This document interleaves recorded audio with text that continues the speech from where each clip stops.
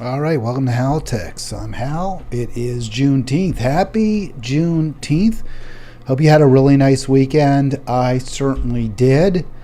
And maybe it's continuing, which would be awesome because we do have a holiday to commemorate the day. And I did a little research. I'm definitely the wrong person to be giving uh, discourse or information about African American or Black history. So forgive me for doing the best I can here and get if when I get things wrong. I did find this picture, though, this image to be very interesting, so I wanted to at least provide it for you. That is June 1900, Austin, Texas. Thank you, Library of Congress, which is where I found this online, of course. And they called this an Emancipation Day celebration, Juneteenth, originating in Texas when the news was brought to the Lone Star State that the enslaved descendants of Africans and they were the only people in Texas who were enslaved, were now liberated, were free. That liberation had occurred. And so it is June 19th that we celebrate. That was long after the Civil War had ended. I believe it was in April of 1865, April of 1865, that the Civil War was over, but it was not broadcast into Texas until June 19th. And although probably, almost certainly, many of the enslavers knew that they had lost the war, that the South had been defeated, and that the Emancipation Proclamation was in proclamation. The Emancipation Proclamation was, in fact, the law of the land.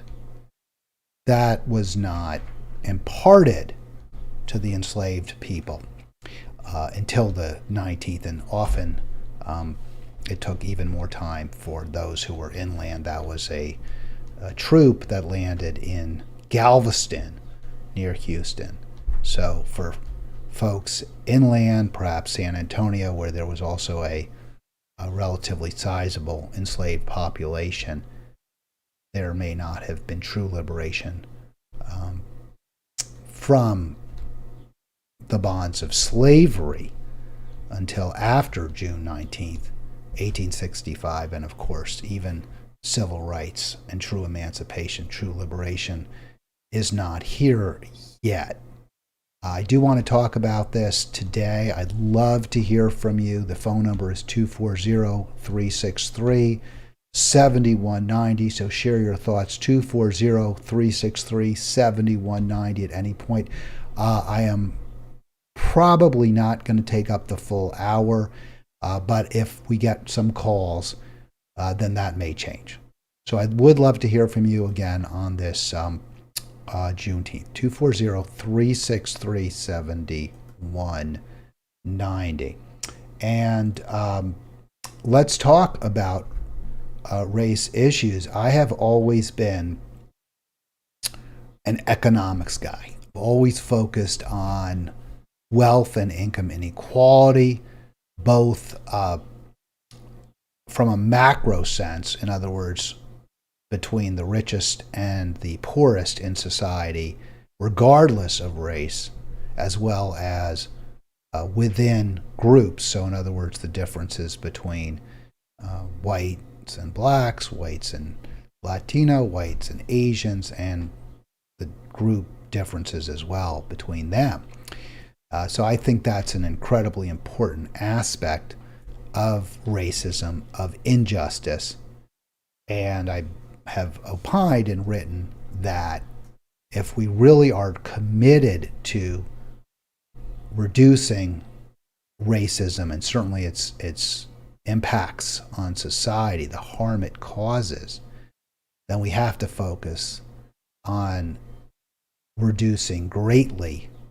I don't think we can ever eliminate, but greatly reducing economic differentiation from top to bottom, macro. In other words, generally, there can't be major wealth and income inequality in a society, and you can't have that and at the same time have some kind of racial justice. Only with true economic justice for all, where everyone has enough and no one has too much, will we start to approximate racial justice. And I don't even go so far as to claim there can be true economic justice. These are always aspirational, right? It's a journey. We're trying to get to a better place when it comes to all of these issues. Will we get there? We can't get there because human nature being what it is, differentiations among geography being what they are, differentiations among the distribution of various attributes being what they are, we're never going to be truly equal. So I've always said the goal has to be a society where everyone has enough and no one has too much. And we obviously live in a society where we're nowhere close to that. And in fact, we've been going in the absolute wrong direction for a long, long time. The New York Times has a headline, and of course it's very apropos. Often I don't cite the New York Times for anything but criticism, right? I mean, I'll present headlines and let you know, just as I did with The Nation on Friday, where I really went after that oftentimes highly praised and deserving of praise progressive media outlet, The Nation. I was very harshly critical because of the column by Joan Walsh in which she attacks Dr. Cornel West, who I believe is our one hope, our one true reason for continuing to get up in the morning trying to make things better in society with some hope of success. Here, the New York Times, through David Lenhart, I think does a nice job outlining one area where we are making progress recently, but only very recently. It's evanescent. It may or may not last. And when you delve into this article, you see that really we've made very, very little, if any, progress over the past 70 plus years. Since, in fact, really we're at a place, or we were until just a few years ago, at a place that that was closer to segregation America, to Jim Crow America, when it comes to race, income, and wealth inequality. Recently, that's changed a little bit. We're going to delve into it. I do want to urge you, please click subscribe if you haven't done so. Please click like on whatever videos you watch of mine that you enjoy, that you like. And if you don't like something that I've done, if you think I'm wrong, please post why on the channel. And also, feel free to, of course, call. Let's have that conversation. Let's discuss it. So Lenhart says over the past 5 years, so before even Biden took the office, the racial wage gap has been shrinking. And of course, that's something we should be pleased about.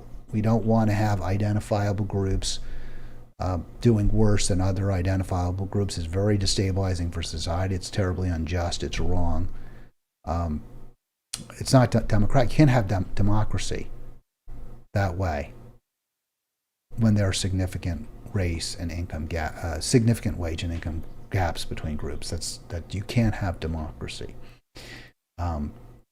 And Lenhart provides us with 3 explanations for why he believes, and I think they're all good ones. I mean, I'm going to go through them because I agree with him. And not only do I agree with him, but I'm pleased to say that he basically has, well, let me say it differently. I basically anticipated this article by about 8 years, as you shall see.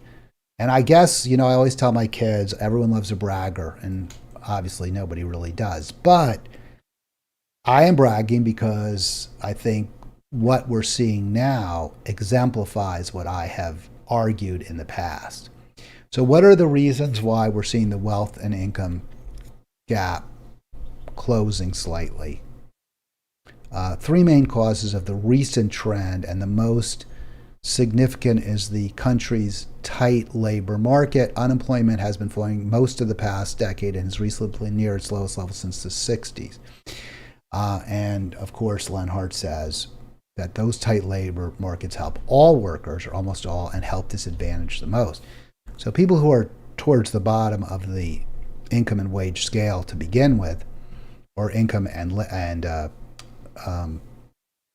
wealth scale, are going to do better relatively to everyone else when unemployment is low. And there's a couple reasons. One, first of all, low unemployment tends to cause wages to rise. And secondly, if there's a higher percentage of, say, African Americans, as there has always been in our society, who are unemployed, when they get jobs, that obviously will cause the wealth gap and the income gap to drop. So those tight labor markets are really good. And we have to be pleased for now. We have to hope that jobs are relatively scarce going forward. That does not necessarily look like that's going to continue, but the Fed has recently done a pretty good job of keeping the economy moving along. I think the recent hike in interest rates was not necessarily ill-advised, although some are concerned about it creating a slightly higher unemployment. So far, we haven't really seen that. I might be wrong. I want to note something here. As of 2010, 2011, and we don't have all the statistics, or we did, but through at least the first decade of the 2000s, the wealth gaps, actually the wealth gap was even greater. The wealth gap was greater than it's been since at least the early 50s. The income gap was at the same level. And we'll see that study. In other words, the average black the median black worker was making 51% of what the median white worker was making in salary in 1950. And that same spread, where African Americans were making half of what whites were making, that same spread was observed 60 years later, well into the Obama administration. There was think about that. Black workers were making half of what white workers were making as late as 2010, 2011, 2012.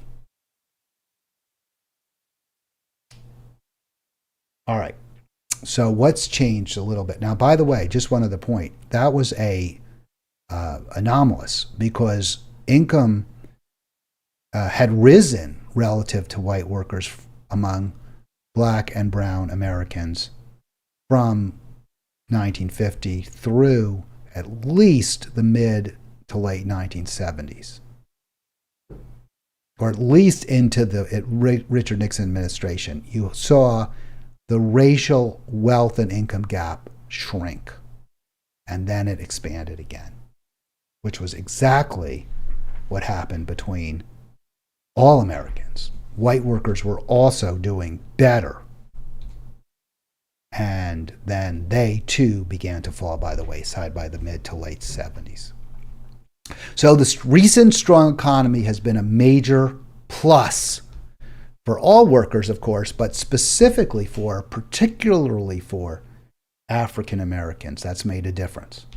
Another factor that's made a difference here is the fight for 15, which is consistent, of course, right? As we've seen wages rise, and we've seen the labor market shrink, the fight for 15 has stepped up. And it's perhaps not as important as you might think because it hasn't won. I mean, we haven't won, at least on a national level. You have seen the minimum wage rise in many states, such as my state, Maryland, and in New York State. I think it's going to be over $15 soon. But most workers in those states, let me put it a different way.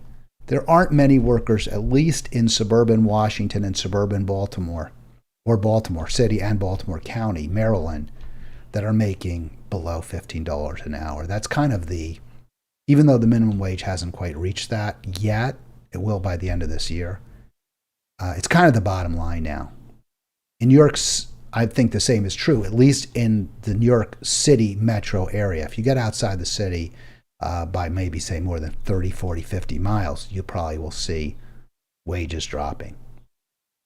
So, yes, higher minimum wages in states has helped, but those higher wages have generally tracked where employers have already been going. They haven't led, they followed the minimum wage. And I think if we saw a significant jump in the minimum wage, we would see a significant reduction in wealth and income inequality between races. I do believe that. It's not enough, because remember, this is only addressing everyone having enough rather than nobody having too much. We've got to raise taxes as well, but it's a very, very important step. So we know the strong economy, we know the fight for 15 have really helped, and Lenhart explains why. And I actually was more interested in what I bolded here, not so much that minimum wage increases can shrink the racial wealth gap. I mean, I think it's kind of obvious, and I think there hasn't been nearly enough movement. But there's no question that when you reduce racial inequality, you reduce, or the way to reduce racial inequality is to reduce economic inequality. And that means there's less of a gap between the top and the bottom. And the flip is also true. The racial wage gap, and this is what I really wanted to focus on, when income inequality soared, in other words, between CEOs, top management of large corporations, and rank and file workers, when that happened, so did income inequality soar. And again, this is very consistent, I think, with, what I've said. I mean, I don't know what anyone else has, but I say it. And then here's the third reason, Black Lives Matter. And I think this is relevant. I really do. I tend to be more of a believer that we should be focusing on general inequality rather than in-group inequality. I think we make more friends. We tend to be more influential when we talk about everyone, injustice that hits everyone, and certainly wealth and income inequality hits everyone. But there's no question that African Americans, Black Americans suffer more from police abusive behavior than other groups do, and that they have been less well represented than I think most other groups at the top of the tree. So the Black Lives Matter movement, according to Lenhart, and I believe this, it seems to make very much sense, has led some corporations to really address their hiring practices and their decisions when it comes to who's going to be in management. And this has led to more Black Americans reaching higher levels in corporate America. And we've always seen, I mean, this is not unheard of by any means. I mean, we know Herman Cain was the CEO of, I think it was Little Caesars, if I'm right. I know Aetna for some time, I don't believe anymore, had an African-American CEO. So it's not as though there are no large corporations that have had Black CEOs, but they have been few and far between. That is changing, which is really good. And as Lenhart says, despite the fact that there are very few CEOs, there are very few board members of large corporations, the fact that now more of those seats are occupied by Black Americans probably has played a role. He says a modest role. I'll accept that. Maybe it's greater than modest, but it's made a difference. So I think those are all real positives that we need to recognize. And that's why I'm, talking about them, because I think they're relevant. You're watching, by the way, you're listening to Halitics. It is Juneteenth. I hope you'll call in if you're watching live, 240-363-7190. Don't forget to click like. Don't forget to click subscribe. We are talking about economic injustice. We're talking about wealth gap and how addressing that can go a long way towards addressing racism. Will it solve the racism? No. I don't think, again, any of these pathologies in society, whether it's inequality, whether it's racism, we can't solve those. This is part of human nature. And at least when it comes to the isms, right? I think that's something that we've evolved, to be afraid of people who are different, who look different than we do. I mean, that's just, I believe, and I think the evidence strongly supports it, part of what, how we've evolved. That said, one of the best ways to fight nature, right? That biological preference that we might have, or preferences, is just simply to address society-wide inequality.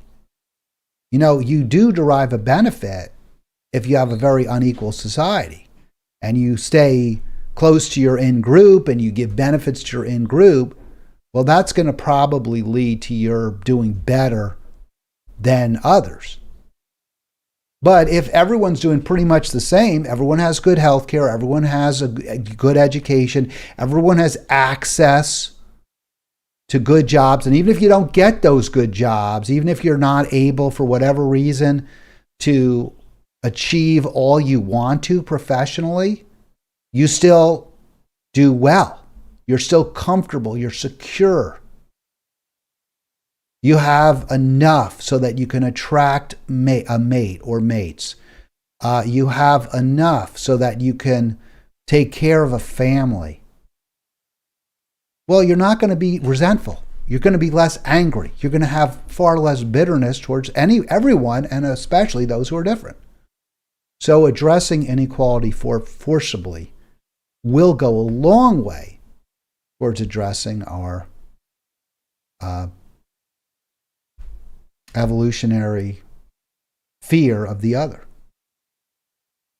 All right, so let's get back to, and again, I think that's critical, right? If we want to, so I mentioned earlier, and I want to focus on this now, is how, at least according to Lenhart, we saw no real change in the difference in pay between blacks and whites in over 60 years, from 1950 to after, I guess, around 2012, at least. And this is a chart that Lenhart provided. So I'll just put it on full screen. It makes it a little easier, I think, to not have my head in the middle. Well, maybe I can put my head in there. Yeah. But we'll just do the chart for now. So you can see that black male earnings for every $1 earned by white men. So this is from Lenhart in 2020. And I think at that point they didn't have good data for the teens, for the 2011 through the teens. I think this goes through about 2012. So you don't see through the 20 teens. So at 2012, the adjusted is the green. The black is the at the top, or the dark gray line at the top reflects the raw data as best as they could come up with. The green line is adjusted, which is designed to capture, I guess, differences in employment rates and whether full-time or part-time and the like. And so what you see there is, after a slow but steady rise from 1950 to 60 between black and white earnings. And it's interesting because if you look at the raw data, which does not comport with the data that I've seen, the actual rate of pay between black men and white men dropped between 50 and 60. My understanding is that is not correct. In fact, that it did rise slowly between 50 and 60 and then rose significantly between 1960 and 1970. The salaries that black men commanded versus white rose significantly in that decade, the Great Society decade, then pretty much remained flat, dropped. So you can see that even during the Clinton years, you really didn't see much improvement. Dropped during the Reagan years, a slight, perhaps, improvement when HW took office, and then through the 90s, but pretty de minimis. And then by the mid to late 90s, the rate of pay between black men and white men started to drop. I attribute that to the free trade, which set so many jobs, especially manufacturing jobs, overseas. Also, mass incarceration, of course, was a significant factor, with African Americans being incarcerated at much higher rates. Again, a Democratic approved policy, one signed by Bill Clinton, that along with the NAFTA and most favored nation status for China, and then more free trade that both W. Bush and Obama pursued, were very, very detrimental to the African American community. Then you saw the crash in 2008.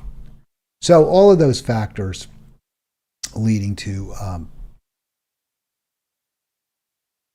massive wealth and income inequality. Hey, if you want to join me, I'd love to hear from you. I thought I heard a little noise in the background. I always like to talk to people. I think that's why I do this. This is about coming up with solutions to our problems. I'm happy to propose them, but I want to hear your views as well. 240-363-7190. You heard what Lenhart said. He gave 3 factors for why, or I showed you what he wrote, 3 factors for why wealth and income inequality began to drop in the past few years after reaching the same level as they had been at in 1950 by the late 2000s, first decade of the 2000s. So his answers are: a rising tide lifts all boats. We have low unemployment now. Wages are going up. The fight for 15, which comports with that, and the Black Lives Matter movement. So those are his 3 reasons why we've seen black income start to rise. He doesn't really provide, although you can glean it, but he doesn't explicitly discuss what could cause this to continue. In other words, where we could actually start to make a dent in wealth inequality, or continue to make that dent. He doesn't really discuss it, but I will. And this is from something I wrote. It's called Elizabeth Warren's History Lesson. I wrote this back in 2015. It's on my website, halginsberg.com, which I also do call Halitics, just like this program. And I noted, and I used pretty much the same time, obviously, there, or let me say it a little differently. David Lenhart in the New York Times uses the exact same time frame I do. He says 1950. I start with 47, and I move into the present day. So according to U.S. Census figures from 47 to 60, a 13-year period, the percentage gap in median family income did shrink somewhat. And that, of course, is consistent. I mean, we can go back to that chart, which I think I'll show you right now. Let's see if I can get that up. So you can see at least the green, which is the real numbers, rather than the raw data. You do see a slight increase in black male wages versus white male wages. Median family income, which of course would include what women are paid as well, shrank from 51%, which is what we saw in the chart, to 55% as of 1955. And so over that 13-year period, we saw black income rise from a little over 5,000 to 10, or a little over 10,000 a year to 16,000 in constant dollars, and white income rose from 20,000 to 29,000, so about 40%. So there definitely was some compression. But as I note, it wasn't enough of compression. And why wasn't it enough? And again, the reason really was, well, let's talk about why it happened first, why there was some compression. We did address economic injustice forcibly in that period. Of course, you had the New Deal, you had the Fair Deal by Harry S. Truman, GI Bill, the Highway Bill. So these were jobs programs by the U.S. government, and they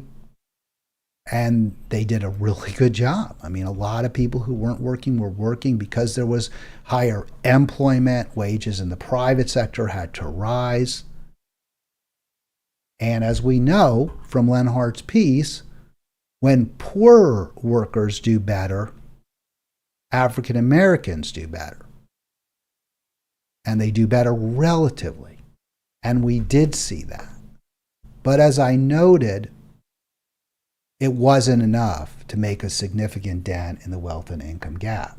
And again, we'll go back to that chart. Again, from the 50s to the 60s, no major shift in gradual, but not a major shift. So what did cause the more significant jump in relative wages between blacks and whites in from 60 to 70? And here we go. Lyndon Johnson, who I have said repeatedly, and this remains to be the case for me, my favorite president during my lifetime. I do not remember President Johnson, but I was alive when he was alive, so he is my favorite president in my lifetime. Notwithstanding how bad Vietnam was, how wrong it was, I don't give him a full pass whatsoever, but I do believe, based on my reading of history, that LBJ did not like Vietnam. He did not want to be in Vietnam. He tried to fight against our going into Vietnam. He tried to stand up to the generals. And ultimately, he was presented by Democratic hawks with the choice of either civil rights or pulling out of Vietnam. If you want civil rights, said Scoop Jackson and other hawks, you have got to double down in Vietnam. And it wasn't just Scoop Jackson. There was a columnist in the Washington Post, I believe, may have been the Washington Star. I think maybe he was in both, named Joe Alsop. I don't think he cared very much about civil rights, but he sure as hell cared about us fighting wars. He liked them. He loved wars. He wanted us fully engaged halfway around the world in the big muddy. And he too got his wish, promising not to bash Johnson's Voting Rights Act commitment, promising not to bash Johnson's domestic priorities so long as he was committed to killing Asians. And LBJ made that deal with the devil. Was he wrong to do it? It's hard for me to say he was. I mean, when you look at how racist our laws were and how much of America was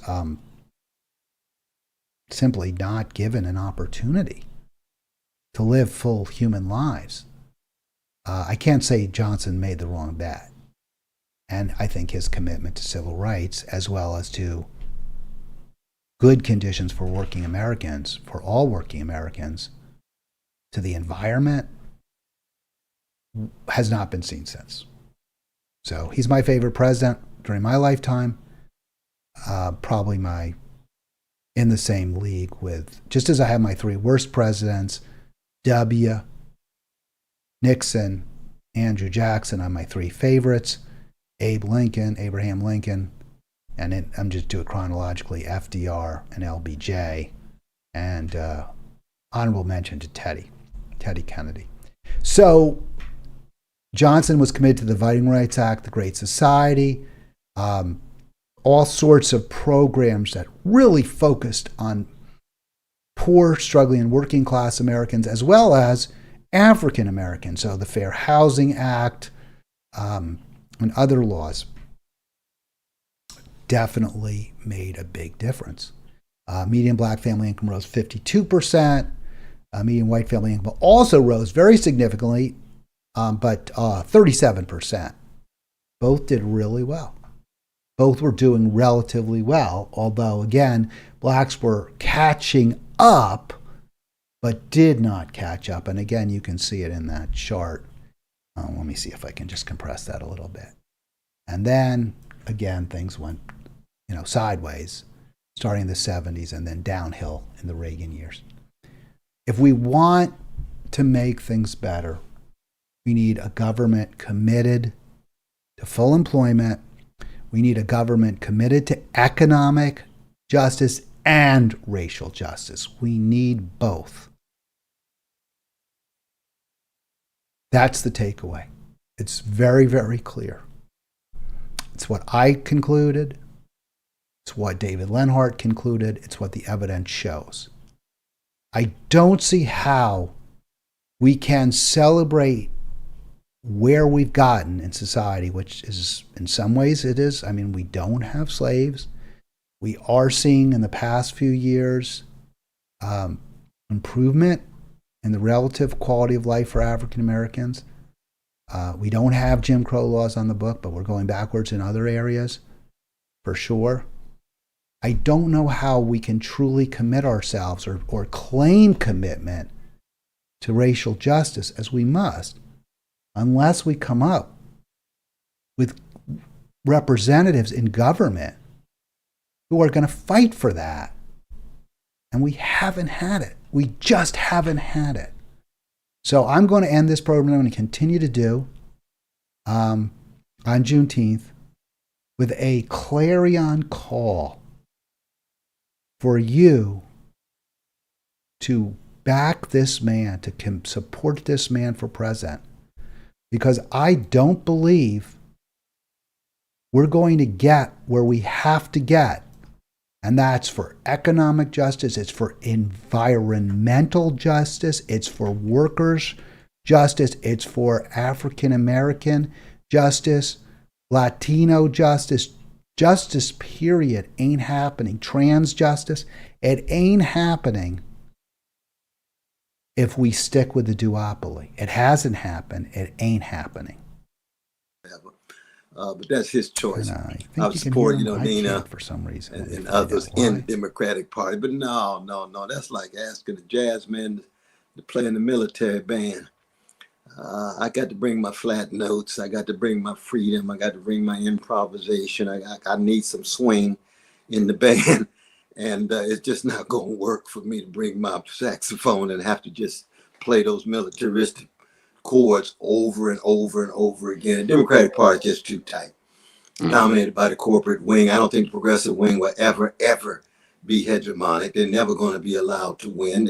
They're window dressing of a corporate party for the most part. And you and I know there's some decent people in the Democratic Party, and God bless them and be with them. But they're never going to be able to go too far. And we saw that with Brother Bernie. He was just treated so unjustly. I just want to stop it there for one sec. Give the quick hat tip to, that's Katie Halper. I do strongly urge you. It's a 3+ hour conversation she's having with Dr. West. There's an awful lot to it. I commend her for getting that interview. I commend Dr. West for sitting for it. I like Katie Halper a lot. I think she does a great job. Of course, I like myself, but if you're looking for someone besides me to watch, to learn from, hopefully also for you to educate me, because for me, it's a two-way street. I want to be educated. That's why I believe that I provide something different. Please subscribe. Please click like. What I provide different is that dialogue, that opportunity for your voice to be heard, for your opinion to be shared and listened to. And that's why I do this. So please do, when you get a chance, call. If you're watching live, if you're listening, call in and also comment. I want to hear from you. But I was been a little bit bumming a little bit lately without as much feeling as I'm getting as much engagement with my videos. But I was pleased to see got a couple new subscribers. I am over that milestone of 100. I want to get to 1,000. Help me get there.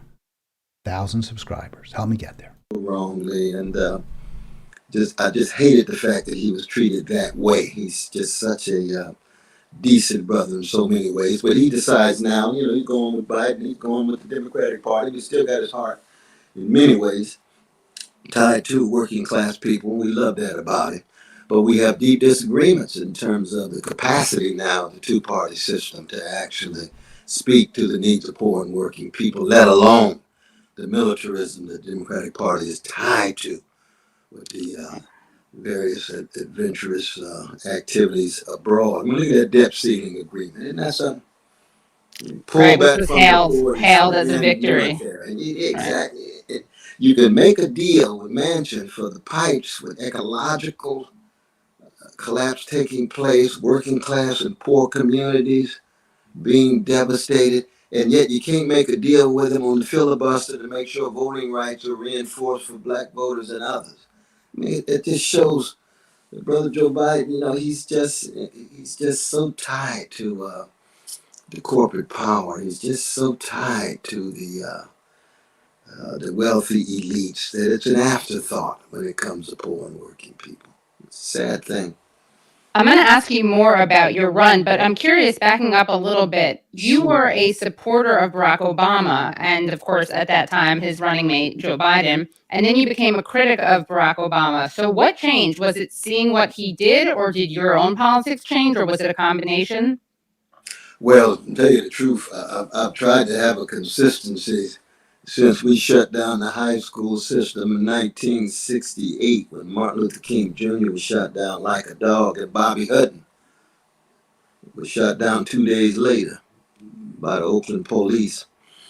And that was always, how do you keep alive the struggle for poor and working people? So when Barack Obama called me up and he gave a speech, talking about he believes America is a magical place, and I went on TV and said that this brother's going to have a Christopher Columbus experience and discover there's nothing magical about America.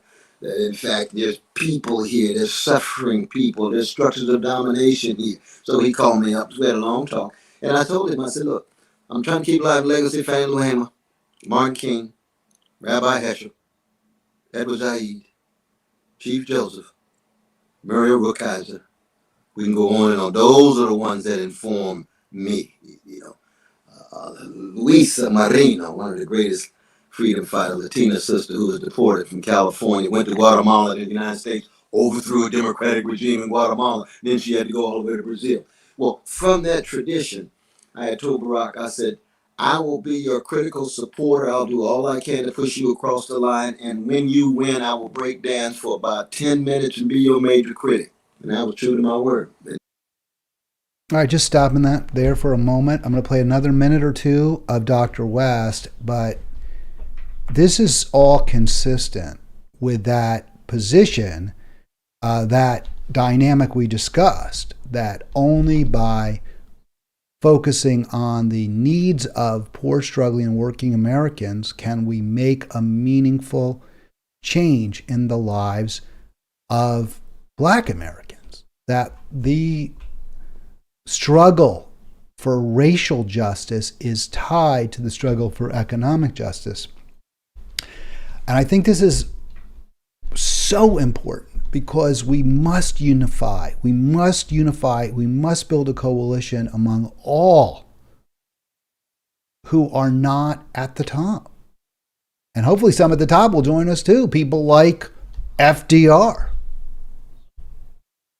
Hopefully some of them will. But in the end, we need a worker-centered movement that prioritizes and elevates all who are not rich so that everyone in America has enough and no one has too much. And once we reach that place, or we start to get to that place, as we approach that place, then we will be in much better position to start also trying to make life better for people around the world, which is what we're not doing. We're actually making life much worse for people around the world. All right, more from Dr. West. Right now, my hero now. People are only my hero as long as they do what I want. I am not one of these people who loves Bernie through thick and thin. I'll throw him overboard the second he throws the working class overboard, as Dr. West just described him doing so, right? Making deals with Biden, and Biden happy to build a pipeline, but not to make things better for the striking rail workers. So the second a politician who once did good things, or I thought they were going to do things, or they John Lewis stood there at the Pettus Bridge and stood against power in I think it was 64, maybe it was 65, March on Selma, I believe, or Selma to Montgomery March. That was a beautiful thing. But when he starts taking all that money from the healthcare lobby, for profit, big pharma, now, you don't get a pass for that. It doesn't matter how great you were once, you don't get a pass. And Dr. West doesn't give passes either. The point he's making is we've got to keep the struggle going at all costs. That's why I support him. That's why I think you have to support him. He knew I said that, and I said it twice. I did it twice. Why? Because I wanted to make sure he pushed aside the right winger. But I just felt, and it thoroughly confirmed, too close to Wall Street, bails out Wall Street rather than homeowners. Expansion of the surveillance state. War crimes with drones being dropped on precious brothers and sisters in Pakistan, Libya, Somalia, and so forth. No talk about mass incarceration at all. No talk about poverty. Brother Tavis Smiley and I went on 2 poverty tours and tried to crush us and push us over the edge and so forth. How can you be critical of the president? He's talking about the middle class. That's the best he can do because of the constraints. No. All right, so there you go. I thought that was just so powerful from Dr. West. And we are facing so many challenges in America today. And by and large, with very few exceptions, both parties are doing us wrong. We've got to move in a different direction. That's my message on this Juneteenth. That's a message that I believe would benefit all Americans and would most certainly benefit people of color, all who are not at the top of the tree. So, and even many of those who are at the top of the tree. I mean, I think I'm kind of higher up on the tree than a lot of people, and I know I would benefit greatly just from knowing that everyone in our society has enough and no one has too much. Everyone has health care. Everyone has access to great education, secure retirement, nutritious, healthy foods. Wow, that would make me a much happier person. And I think it would make you a happier person too. All right, thank you so much for being part of Halitics. Please, again, click like, click subscribe. I'm going to be back tomorrow. I've got some video, I hope, of Rashida Tlaib, Congresswoman Tlaib. And she's been taking a little bit of heat from the far left online, from Revolutionary Blackout and from Jimmy Dore. I think it's not totally unfair, but I also think it's not totally fair either. We'll talk about that tomorrow.